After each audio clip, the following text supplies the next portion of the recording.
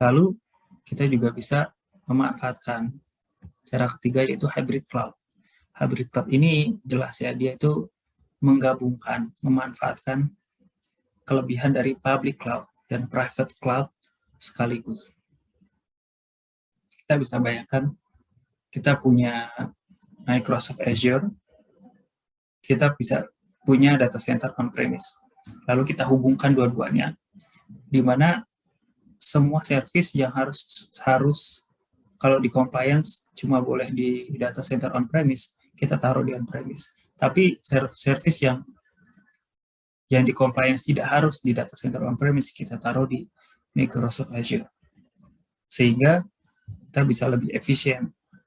Tidak semua workload kita ada di on-premise, kita juga memanfaatkan public cloud yang jauh lebih murah ketimbang penggunaan private cloud.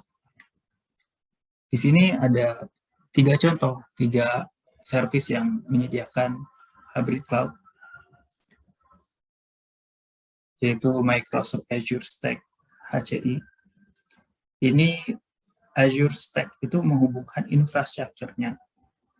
Misalkan kita punya VM, kita punya hardware, atau kita punya AWS, kita bisa menghubungkan semua server ini dan dikelola oleh Azure.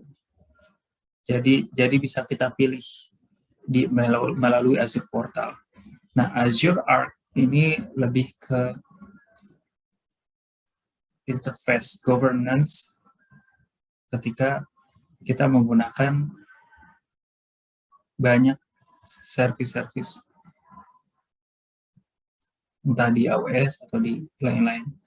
AWS Outpost itu punyanya AWS, dia bisa hybrid cloud juga, tapi salah satu kurangnya itu adalah dia membutuhkan server bawaan dari AWS, beli dari AWS. Anthos ini adalah milik Google Cloud.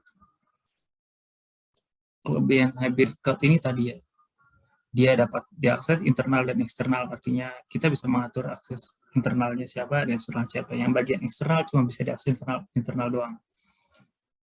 Yang bagian internal maksudnya bagian yang private cloud-nya cuma bisa diakses internal, yang bagian public cloud-nya tentu semua orang bisa akses. Dia juga sama bisa menggunakan third party sebagai pengelola atau penyedia perangkat lunak, atau dia menggabungkan kelebihan dari private cloud dan public cloud. Ini jelas tadi sudah saya jelaskan. Ini lebih aman dan sangat fleksibel jatuhnya, karena kita bisa menyesuaikan. Jika compliance itu lebih condong ke private cloud, maka kita lebih banyak taruh service di private cloud, namun apabila compliance-nya lebih condong ke public cloud, dia bisa naruh di public cloud. Tapi intinya kita menggunakan kelebihan dari 2 tipe cloud services ini, tipe cloud model ini. Ini adalah perbandingan dari penggunaan cloud computing. Ada 3 di sini kan, private cloud, public cloud, dan hybrid cloud. Dari sisi manajemen cost, paling mahal tentu ada di private cloud, karena butuh procurement yang panjang dan ada biaya untuk maintenance data center. Paling murah tentu public cloud, atau kita bisa juga menggunakan hybrid cloud. Hybrid cloud ini bisa lebih murah atau lebih mahal, tergantung bagaimana kita menggunakannya.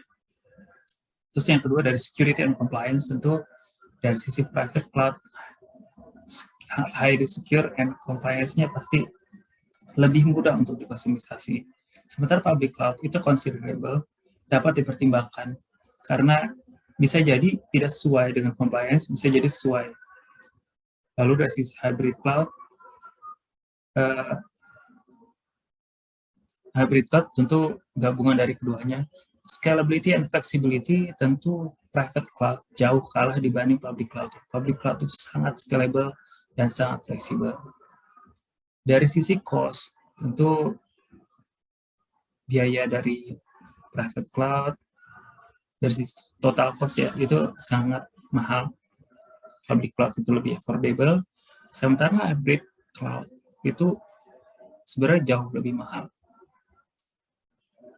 Karena ya tadi, dia menggabungkan dua-duanya, private-nya itu kita butuh manajemen cost, public cloud-nya kita nggak ada manajemen cost, tapi jadi tambahan. Sementara kalau meskipun hybrid cloud, dari sisi manajemen cost-nya itu medium. Dia seperti private cloud, di mana seluruhnya manajemen cost, butuh manajemen cost.